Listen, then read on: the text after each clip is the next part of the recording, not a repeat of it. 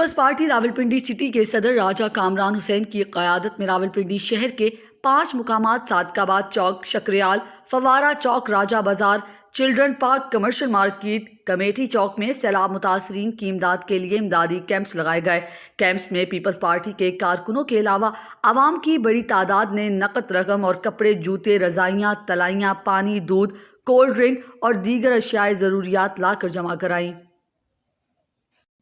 Commander Swat brigadier Sajid اکبر نے media سے گفتگو کرتے ہوئے کہا کہ سیلابی ریلوں سے نہ صرف مقامی آبادی بلکہ کمراٹ اور دیر جانے والے سیاح بھی بری طرح متاثر ہوئے۔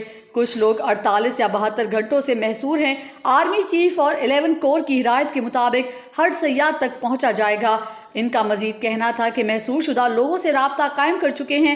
پچھلے 36 گھنٹوں میں کمراٹ سے 15 لوگوں کو ریسکیو کیا گیا، 50 افراد کو کالام سے ریسکیو کیا گیا، مزید 50 افراد کو آج ریسکیو کر لیا جائے گا۔ ریسکیو ٹیمز کی توجہ کالام میں پھنسے ہوئے سیاحوں پر ہے۔ وزیر اعظم محمد شہباز شریف کا جعفر آباد کے سیلاب متاثرہ گاؤں حاجی اللہ دینو کا دورہ۔ جعفر آباد وزیر اعظم محمد شہباز شریف نے میڈیا سے گفتگو کرتے ہوئے کہا، متاثرہ علاقوں کا فضائی دورہ کیا، ہر طرف پانی ہی پانی ہے، چاروں طرف پانی کا سمندر پھیلا ہوا ہے۔ یہ سیلاب 2010 کے سیلاب سے کہیں بڑا ہے۔ سیلاب کی تباہی پورے ملک میں پھیل گئی ہے۔ پرسوں خیبر پختونخوا میں شدید بارشوں سے سوات، دیر، کلام اور دیگر علاقے شدید متاثر ہوئے۔ پورے پاکستان میں 1000 سے زائد افراد جاں بحق ہو گئے ہیں۔ بہترین ریلیف سرگرمیوں پر وزیر اعلیٰ بلوچستان اور ٹیم کو سراہتا ہوں۔ نوشہرہ میں دریائے کابل میں 3,07,000 کیوسک کا ایک بڑا سیلابی ریلا گزر رہا ہے۔ سوات سے آئندہ 6 گھنٹوں سے ایک اور بڑا سیلابی ریلا نوشہرہ سے گزرے گا۔ متاثرین سیلاب کے لیے بنائے گئے ریلیف کیمپوں میں رجسٹریشن کا عمل جاری ہے۔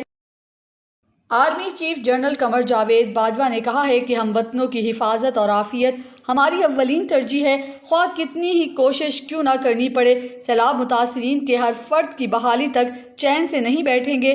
مشکل کی اس گھڑی میں متاثرین کی بحالی کے لیے کوئی کسر اٹھا نہیں رکھیں گے۔ پنجاب، سندھ، بلوچستان اور خیبر پختونخوا سیلاب کے خطرناک لہریں سب کچھ بہا کر اپنے ساتھ لے گئیں۔